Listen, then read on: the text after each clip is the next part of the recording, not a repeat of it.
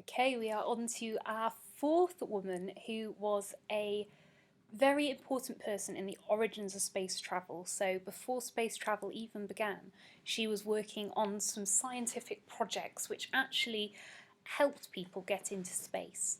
And this woman is, again, probably someone you've not heard of, called Mary Sherman Morgan.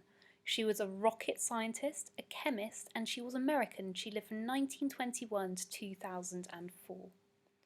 Mary Sherman Morgan was a rocket scientist who worked on a space program so secret that information about her has been in danger of being lost to time.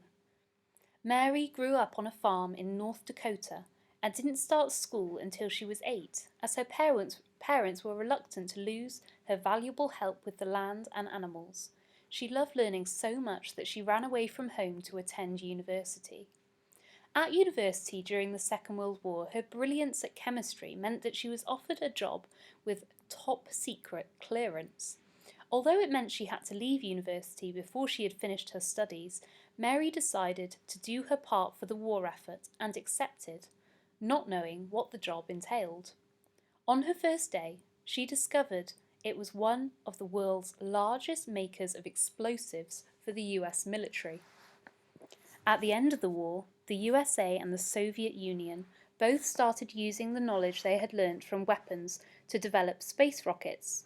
The Soviet Union took the first big prize when they launched the first ever satellite called Sputnik, which was not much bigger than a beach ball. But the USA now found themselves behind in the race.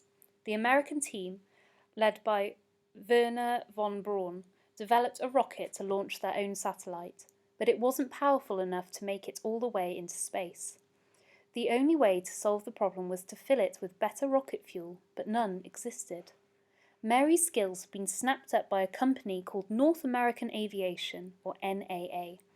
Out of its 900 engineers, she was the only woman, but she did not let that faze her, and soon became the company's star, designing new fuels and explosives. When the American space team asked NAA for their best man to develop a powerful rocket fuel, they were told it was Mary. They were incredulous. Somebody with no university degree, and worse still, a woman. How could she possibly be up for the job? But Mary's bosses insisted that she was the best. Sure enough, she soon had the answer. A new mix of propellant she called iodine. The fuel was carefully transported to the Cape Canaveral, Florida, and loaded into a rocket which on the 31st of January 1958 took Explorer 1 into space. The USA were finally in the space race. Mary, America's first female rocket scientist, saved their early space program. Mary retired a few years later and was given a hero send-off. As she looked around the room, she was proud to see other female engineers in the crowd following in her footsteps. And another one of our lovely illustrations that we have after each character in this book. And for Mary, we have her face surrounded by a lot of rockets because she was the first female rocket scientist in America. And her quote, "Please, Daddy, I want to go to school."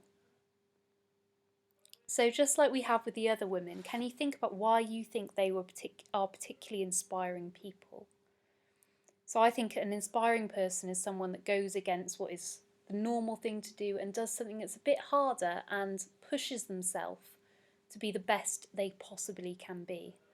And just from that short bit of information I've given you about her, you can tell that's definitely something she did throughout her life.